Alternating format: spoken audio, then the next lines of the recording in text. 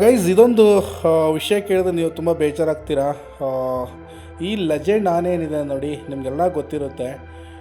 ತುಂಬ ಎಕ್ಸ್ಪರ್ಟ್ ಆನೆ, ತುಂಬ ಎಕ್ಸ್ಪರ್ಟು. ನಾನಿವತ್ತು ಮಾತಾಡೋಕೆ ಹೊರಡ್ತಿರೋಂಥ ಆನೆ ನಮ್ಮ ಹರ್ಷ ದ ಲೆಜೆಂಡ್. ಸೊ ಲೆಜೆಂಡ್ ಆನೆ ತುಂಬ ಚೆನ್ನಾಗಿದ್ದಾನೆ. ಬಟ್ ಆದರೆ ಏನು ಪ್ರಾಬ್ಲಮ್ ಅಂತಂದರೆ ಲಾಸ್ಟ್ 2 ವರ್ಷ ದಸರಾ ಸಮಯದಲ್ಲಿ ಅವನಿಗೆ ಮದ ಬರ್ತಾ ಇರೋವಂಥದ್ದು.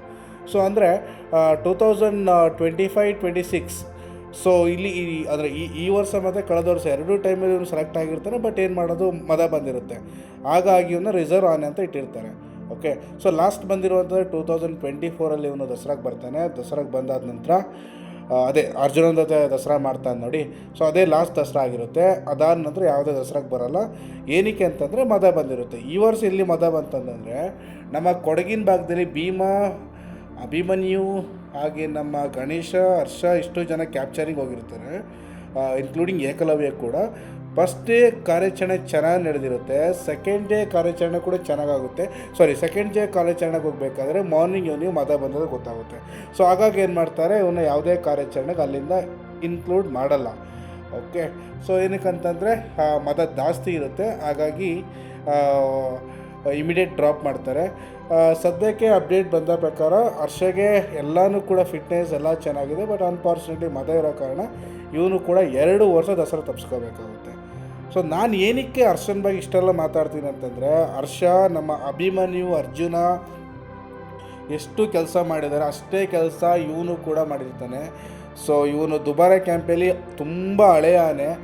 ಇವಾಗ ಈಗ ರೀಸೆಂಟ್ ಆನೆಗಳಿದ್ದಾವೆ ನೋಡಿ, ಆ ಥರ ಎಲ್ಲ ತುಂಬ ಹಳೆಯ ಆನೆ ಇವನು. ಪ್ರಶಾಂತ, ಹೀಗೆ ಆಮೇಲೆ ನಮ್ಮ ಹಳೆ ಆನೆಗಳು, ಅದೇ ರೀತಿ ಇವನು ಕೂಡ ಲೆಜೆಂಡ್ ಕಿಂಗ್ ಅನ್ಬೋದು. ಸೊ ಏನಕ್ಕೆ ಅಂತಂತಂದರೆ ಅಲ್ಲಿ ಎಲ್ಲ ಕೆಲಸ ಕೂಡ ಇವನು ಮಾಡ್ತಾನೆ. ನಮ್ಮ ಕ್ರಾಲ್ ಕಲ್ಸೋದನ್ನು ಹಿಡಿದು, ಹಾಗೆ ಇಲ್ಲಿ ಮರ ಎತ್ತೋದಾಗಲಿ, ಆಮೇಲೆ ಆನೆ ಕ್ಯಾಪ್ಚರಿಂಗ್ ಹೋಗೋದಾಗಲಿ, ಹುಲಿ ಕ್ಯಾಪ್ಚರಿಂಗ್ ಹೋಗೋದಾಗಲಿ, ಇಂಥ ಎಲ್ಲ ಕೆಲಸಗಳಲ್ಲಿ ಎಕ್ಸ್ಪರ್ಟ್ ಇವನು. ಯಾವ ಕೆಲಸ ಗೊತ್ತಿದೆ ಇಲ್ಲ ಅನ್ನೋಂಗಿಲ್ಲ. ಸೊ ಹಾಗಾಗಿ ಇವನು ಲಾಸ್ಟ್ 13 ವರ್ಷ ದಸರಾಗೆ ಬಂದು ಅಷ್ಟು ಚೆನ್ನಾಗಿ ಕೆಲಸನೂ ಕೂಡ ಮಾಡ್ತಾನೆ. ದಸರಾದಲ್ಲಿ ವಿವಿಧ ಡಿಪಾರ್ಟ್ಮೆಂಟಲ್ಲಿ ಕೂಡ ವರ್ಕ್ ಮಾಡ್ತಾನೆ. ಅಂದರೆ ನಮ್ಮಲ್ಲಿ ನೌಪತ್ ಆನೆ ಅಂತ ಇದೆ, ನಿಶಾನಿ ಆನೆ ಅಂತ ಇದೆ. ಸೊ ಇಂಥ ಎಲ್ಲ ಕೆಲಸ ಕೂಡ ಇವನು ಮುಂದೆ ನಿಂತು ಕೆಲಸ ಚೆನ್ನಾಗಿ ಮಾಡಿಕೊಟ್ಟಿರ್ತಾನೆ. ಹಾಗಾಗಿ ಇವನ್ನ ಲೆಜೆಂಡ್ ಅಂತ ಅನ್ನೋದು. ಓಕೆ, ಸದ್ಯಕ್ಕೆ ಇವನು ಜಾಸ್ತಿ ವರ್ಷ ಏನಾಗಿಲ್ಲ, ಅಂದಾಜು ಒಂದು 50 ವರ್ಷದ ಒಳಗಡೆ ಇದ್ದಾನಷ್ಟೇ ಇವನು.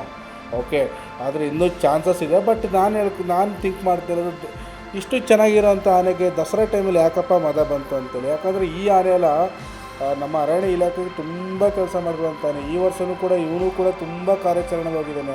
ಎಲ್ಲ ಕಾರ್ಯಾಚರಣೆಗಳು ಕೂಡ ಮಾಡ್ಕೊಂಡಿದ್ದಾನೆ. ಎಲ್ಲ ಕಾರ್ಯಾಚರಣೆಗೆ ಹೋಗಿ ಎಂಟ್ರಿ ಕೊಟ್ಟು ಕೆಲಸ ಚೆನ್ನಾಗಿ ಮಾಡಿಕೊಂಡು ಅಲ್ಲಿ ಲಾರಿ ಹತ್ತೋವರೆಗೂ ಸಮೇತ ಸಪೋರ್ಟ್ ಇದ್ದೇ ಇರುತ್ತೆ.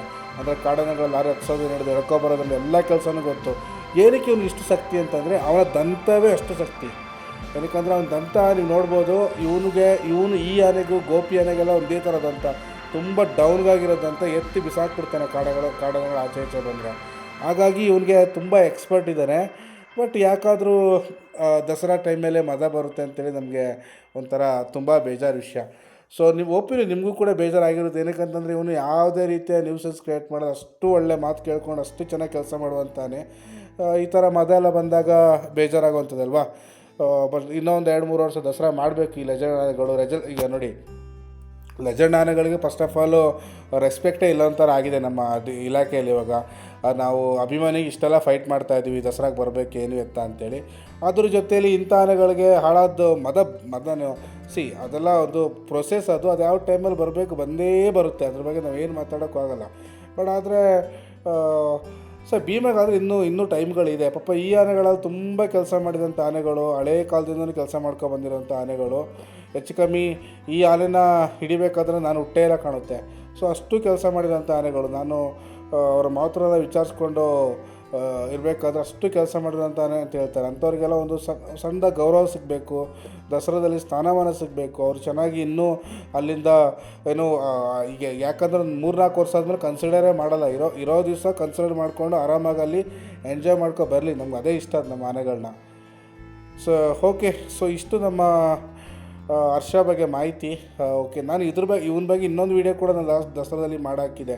100% ನಾನು ಬರ್ತಾನೆ ಅಂದ್ಕೊಂಡಿದ್ದೆ ನಾನು. ಬಟ್ ಅನ್ಫಾರ್ಚುನೇಟ್ಲಿ ಮದ ಬಂದು ಈ ಥರ ಆಗಿರುವಂಥದ್ದು. ನೋಡೋಣ ಬಿಡಿ ಮುಂದೆ ಏನಾಗುತ್ತೆ ಅಂತೇಳಿ. ಬಟ್ ಭರೋಸಾಕಾದ್ರೂ ಬರಲಿ ಇವನು. ಸದ್ಯಕ್ಕೆ ನೆಕ್ಸ್ಟ್ ವೀಡಿಯೋದಲ್ಲಿ ನಾನು ಸಿಗ್ತೀನಿ. ವಿಡಿಯೋ ಲೈಕ್ ಮಾಡಿ, ಶೇರ್ ಮಾಡಿ, ಹಾಗೆ ಕಮೆಂಟ್ ಮಾಡಿ.